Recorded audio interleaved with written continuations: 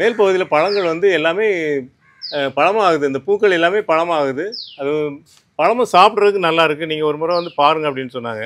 Okay. எல்லாரும் கூட என்ன கேட்டாங்க. அப்புறம் பூ பூத்த என்ன உடனே கேட்டாங்க? என்ன ஆப்பிள் மரம்னு கொண்டு வந்து வச்சிருக்கேன், இன்னும் ஒண்ணுமே காய்க்கலையே காய்க்கலையே. அப்படின்னாங்க. சரி. அப்படி ஒரு பூவு அப்படியே பார்க்கவே கண்கொள்ளா காட்சியா இருக்குது. நான் டெய்லி போட்டோ எடுத்துக்கிட்டே இருப்பேன். அதை பத்தி கவிதை எல்லாமும் எழுதிக்கிட்டே இருப்பேன். சிந்தும் இதழ்களில் செந்தேன் இனிப்பு என்பேனா, மரகத மேனியை முழுதாக மூடிய பவள மலர்கள் என்பேனா, இளவேனில் பருவத்தை இன்பமாக வரவேற்க செம்பூ விரிப்பு என்பேனா.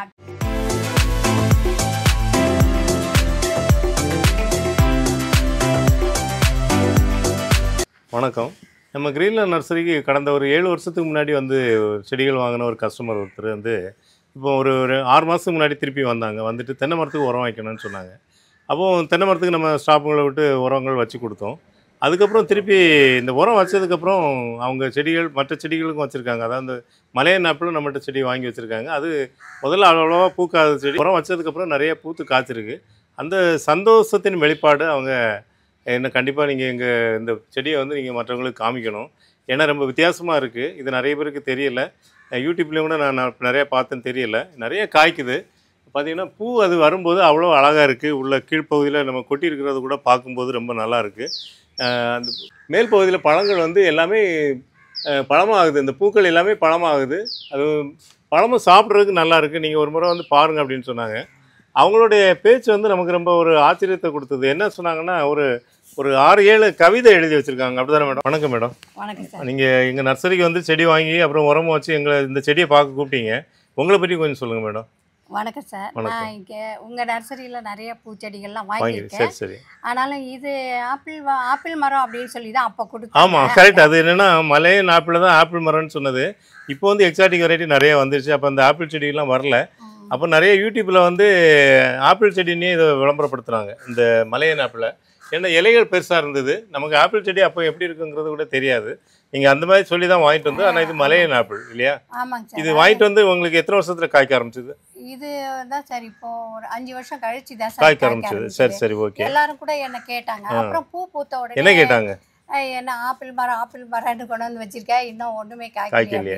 சரி. அதன் பிறகு பூ பூத்த பிறகு எனக்கு எங்க பையன் அதுக்கு அவங்க கேட்கும்போது உங்களுக்கு என்ன தோணுச்சு? நீங்க நான் மனசு தளர விடலைங்க சார். அதுக்கு தண்ணி ஊத்தி டெய்லி தண்ணி ஊத்திக்கிட்டே இருந்தேன். சரி. அதன் பிறகு பூ எடுக்க ஆரம்பிச்சது. பூ எடுத்த உடனே எனக்கு பூ ரொம்ப பார்க்க அழகா இருந்தது. நல்லா பஞ்சு மிட்டாய் மாதிரி இருக்கும். அப்படி எனக்கு இது ஆப்பிள் பூ இப்படிதான் இருக்குமோ என்னமோன்ட்டு நான் கூகுள்ல போட்டு பார்த்தேன். ஆனா பட் வேற இது வந்து வாட்டர் ஆப்பிள் அப்படின்றத கண்டுபிடிச்சேன்.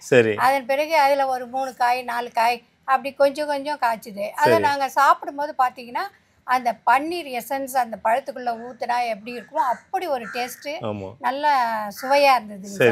ஆனால் 2-3 அப்படி கொஞ்சம் தானே புக்குது அப்படின்னு நினச்சிட்டு இருந்தபோது ஒரு 6 மாதத்துக்கு முன்னாடி தென்னை மரத்துக்கு உரம் வைக்கிறதுக்கு ஃபார்ம்லேருந்து சார்ட்ட கேட்டு ஆளை அனுப்ப சொல்லியிருந்தேன். அப்போ அவங்ககிட்ட சொன்னேன், நீங்கள் வாட்டர் ஆப்பிளுக்கும் அவங்க தென்னை மரத்துக்கு தான் உரம் வைக்க வந்தாங்க இல்லையா? அதுக்கு தான் நானும் உரம் கொடுத்து அனுப்புறேன். அப்புறம் இது வச்சுட்டு இப்போ போனது நாங்களும் வெளியில இதுக்கு வாட்டர் ஆப்பிள் இந்த வச்ச பிறகு இப்போ இந்த தடவை பார்த்தீங்கன்னா அப்படி ஒரு பூவு அப்படியே பார்க்கவே கண்கொள்ளா காட்சியாக இருக்குது. நான் டெய்லி ஃபோட்டோ எடுத்துக்கிட்டே இருப்பேன். அதை பற்றி கவிதை எல்லாமும் எழுதிக்கிட்டே இருப்பேன். கவிதை எழுதிருக்கீங்க? நான் இந்த மரத்தை பற்றியே இந்த பூக்களை பற்றியுமே நான் ஒரு 10 கவிதை எழுதியிருக்கேன். 10 கவிதை அவ்வளோ உங்களுக்கு பிடிச்சிருக்கு? ரொம்ப எனக்கு ரொம்ப. அதான் இப்போ ஒரு ஆமாம், சில பழங்கள் வந்து சிலருக்கு பிடிக்கிறது இல்லை. இப்போ நாங்கள் எக்ஸாட்டிக் வெரைட்டி நிறைய விற்கிறோம். மலையன் ஆப்பிளில் கூட ஒரு சில லாஸ்ட்டு 2 மந்த்ஸ் முன்னாடி கூட ஒரு கஸ்டமர் வீட்டில் பார்க்கும்போது இது இனிப்பும் கலந்துருக்கும் அப்படிங்கிற மாதிரி ஒரு பொதுப்படையாக தான் சொன்னாங்களே வழியே. அதுக்கு நீங்கள் கொடுக்குற அளவு இம்பார்ட்டன்ஸ் கொடுக்கல. அதுதான் என்னென்னா ஒவ்வொருத்தருக்கும் ஒவ்வொரு பிடித்தம். இந்த பழங்களை பொறுத்த வரைக்கும் சிலருக்கு பிடிக்கும், சிலருக்கு பிடிக்காது. ஆனால் உங்களுக்கு இந்த பழம் ரொம்ப பிடிச்சிருக்கு இல்லையா? அந்த பன்னீர் சுவையை வந்து அது ரொம்ப டேஸ்ட்டாக இருக்குது. அது சாப்பிடும்போது அப்படியே அந்த பன்னீரே அப்படியே சாப்பிட்ற மாதிரி வாசனை புளிப்பும் கலந்த மாதிரி இருக்குங்க. ஆனால் அது பிடிச்சிருக்கு, அந்த கலர் ரொம்ப பிடிச்சிருக்கு. ரொம்ப பிடிச்சிருக்கு அது. அதனாலேயே நான் வந்து சாருக்கு சொன்னேன், நான் சார் உங்கள் ஃபார்மில் வாங்கினது தான், நீங்கள் வாங்க வந்து பாருங்கள், பூக்கள்லாம் அப்படியே அழகாக இருக்குது அப்படின்னு. கீழே அப்படியே தர பார்த்தீங்கன்னா அதே மாதிரி அந்த பூக்கள் வரும்போது அப்படியே ஆகும். காலையில் பார்த்தீங்கன்னா அந்த தேன் சிட்டெல்லாம் வந்து அந்த இதழ்களை வந்து சாப்பிடுதுங்க சார். காலையில் அந்த தேன் சிட்டு வந்து அழகா அந்த இதழ்களை வந்து ரோஸ் இதழ்களை சாப்பிடும். அது கீச்சு கீச்சின்னு அந்த கத்திக்கிட்டு அது சவுண்டே ரொம்ப அது நல்லா நல்லா இருக்கும். இந்த காலையில மரம் இருக்கிறதுனால நிறைய பறவைகளும் வரும். கண்டிப்பா ஆமாங்க வரும். சார். காக்கா இங்கே தான் உட்காரும் நிழலுக்காக. ம். எனக்கு ரொம்ப பிடிச்சிருந்தது. அதனால தான் சார் வந்து நீங்கள் வந்து பாருங்க சார் அப்படின்னு சொல்லி அழைச்சிருந்தேன். எனக்கு என்னன்னா நீங்கள் அதை பற்றி ரொம்ப அழுத்தம் கொடுக்கவும் எனக்கு ஒரு ஏன்னா நிறைய கஸ்டமர் சொல்லுவாங்க அவங்க வீட்டில் பழம் காய்ச்சிருந்துன்னா வீடியோ அனுப்புவாங்க, போட்டோ அனுப்புவாங்க, எல்லாம் ஒரு அதை அனுப்பும்போது நமக்கு ஒரு சந்தோஷம். ஆனால் அந்த மலையன் ஆப்பில் இவ்வளோ நேசிக்கிறீங்களா அப்படிங்கிறது உங்களையும் பார்க்கணும், மரத்தையும் பார்க்கணும் அப்படிங்கிறத வந்தேன். கண்டிப்பாங்க சார். இப்போ நீங்கள் ஒரு கவிதை எழுதியிருந்தீங்களா, கடைசியாக ஒரு சின்ன கவிதை ஒன்று கூட எனக்கு அனுப்பிட்டீங்க, நன்றி சார். அதை மட்டும் நீங்கள் படிங்க பார்க்கலாம். அந்த பூக்கள் வந்து ம் பஞ்சு மிட்டாய் கலரில் நல்லா அது ரோஸ் கலராக இருக்கும். அதுக்காக ஒரு கவிதை எழுதேன். தென்றல் தாலாட்ட சிந்தும் இதழ்களில் செந்தேன் இனிப்பு என்பேனா, மரகத மேனியை முழுதாக மூடிய பவள மலர்கள் என்பேனா, இளவேனில் பருவத்தை இன்பமாக வரவேற்க செம்பு விரிப்பு என்பேனா. கீழே கொட்டியிருக்கிற பூக்களுடைய விரிப்பு.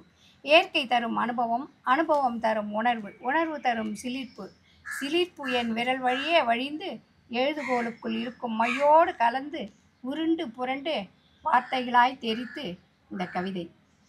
ரொம்ப அதாவது அதுக்கு மேலே ஒரு பொதுவாக நிறைய கஸ்டமர் நாங்கள் பார்க்குறவங்க செடிகளை ஒவ்வொருத்தரும் நிறைய விதமாக சொல்கிறாங்க. அதாவது நான் பேசுவோம்பாங்க, சிலர் அதை பார்த்தா எனக்கு எதுவுமே அந்த ரசிச்சுட்டே இருப்பேன்னு சொல்லுவாங்க.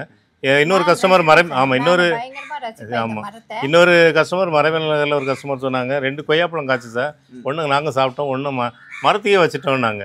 என்னென்னா அவங்க அது வந்து ஒரு மூட நம்பிக்கையோ இல்லைன்னா ஒரு தவறுதலான ஒரு இதாக நினச்சிக்கிட்டா கூட அவங்களுக்கு அதில் மேலே என்ன ஈடுபாடு இருக்குது. அதாவது அதனால் நம்ம உணர்ந்துக்கிறது என்னென்னா அந்த அவங்களுக்கு அந்த செடிகள் மேலே எவ்வளோ ஈர்ப்புத்தன்மை இருக்குங்கிறத நம்மளால் உணர முடியும். அதாவது ஒரு பழம் மரத்துக்கு ஒரு பழம் நமக்கு அப்படிங்கிற மாதிரி. அப்போ அந்த அர்ப்பணிப்பு தன்மை அது குணம் ஒரு மனிதனுடைய குணம் தெரியுது.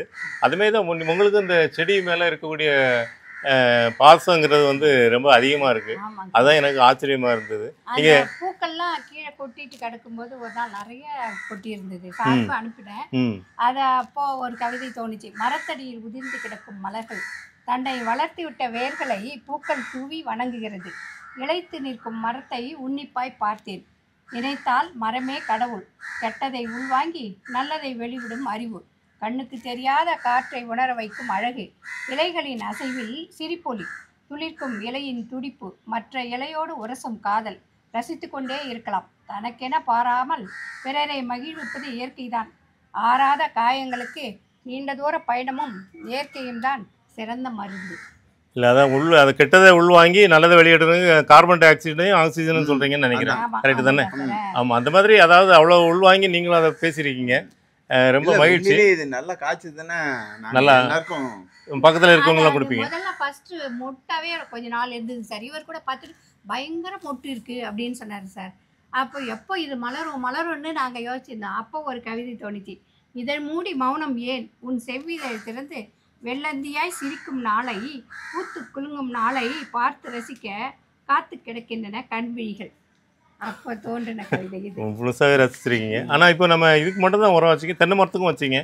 தென்னை மரத்துக்கு வச்சு 6 மாதம் ஆச்சு. அதில் ஏதாவது மாற்றம் தெரியுது உங்களுக்கு? ஒரு தென்னை மரம் சுத்தமாக காய்க்காம இருந்துச்சு.